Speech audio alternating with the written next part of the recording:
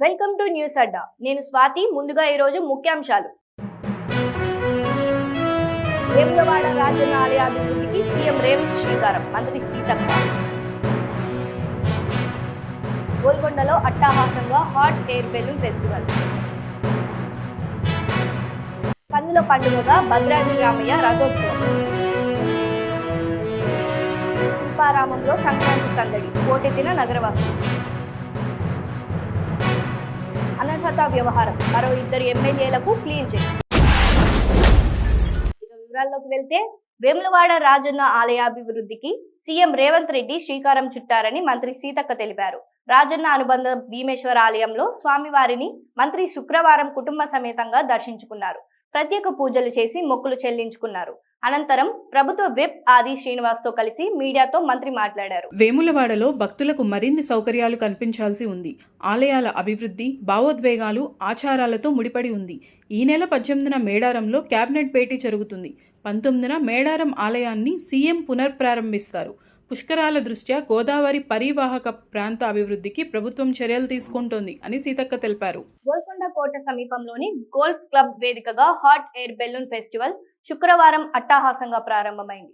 పర్యాటక సాంస్కృతిక శాఖ మంత్రి జూపల్లి కృష్ణారావు ఈ వేడుకను ప్రారంభించారు. అనంతరం మంత్రి స్వయంగా హాట్ ఎయిర్ బెలూన్లో విహరించి సందడి చేశారు. ఆకాశ మార్గంలో సుమారు గంటన్నర సేపు 13 కిలోమీటర్లు విహరించారు. హైదరాబాద్ గోల్కొండ కోట సమీపంలోని గోల్ఫ్ క్లబ్ నుంచి ప్రారంభమైన హాట్ ఎయిర్ బెలూన్ అప్పాజీగూడ శివారులో దిగింది. భద్రాచలంలోని శ్రీ సీతారామచంద్ర స్వామి వారి ఆలయంలో సంక్రాంతి వేడుకలు ఘనంగా నిర్వహించారు. డిసెంబర్ 20 నుంచి ప్రారంభమైన ధనుర్మాస ఉత్సవాలలో భాగంగా మకర సంక్రాంతి సందర్భంగా రథోత్సవం కన్నుల పండుగగా జరిగింది. ఉత్సవాల్లో భాగంగా నిన్న గోదా రంగనాథ స్వామి కళ్యాణం ఘనంగా నిర్వహించిన అర్చకులు ఇవాళ రథోత్సవం వేడుక నిర్వహించారు. ప్రధాన ఆలయంలోని స్వామివారిని మంగళ వాయిద్యాల నడుమ రథం వద్దకు తీసుకొచ్చారు. అనంతరం ఆలయ ఈవో దామోదర్రావు దంపతులు పూజలు నిర్వహించి రథోత్సవం ప్రారంభించారు. రథంలో తిరువీధులలో విహరించిన స్వామివారికి భక్తులు ధూప దీప నైవేద్యాలు సమర్పించారు. రథోత్సవం వేడుకకు భారీగా తరలివచ్చిన భక్తులతో తిరువీధులన్నీ కలకల్లాడాయి. ధనుర్మాస ఉత్సవాలలో భాగంగా శుక్రవారం సాయంత్రం స్వామివారికి విశ్వరూప సేవ జరగనుంది. ఆలయంలోని అన్ని దేవతామూర్తులను ఒక వేదిక వద్దకు చేర్చి విశేష పూజలు నిర్వహించనున్నారు. మాదాపూర్ శిల్పారామంలో సంక్రాంతి సంబరాలు అంబరాన్నంటాయి. పండక్కి సొంతూరు వెళ్లలేని వారంతా ఇక్కడికి వచ్చి ఉత్సాహంగా గడిపారు.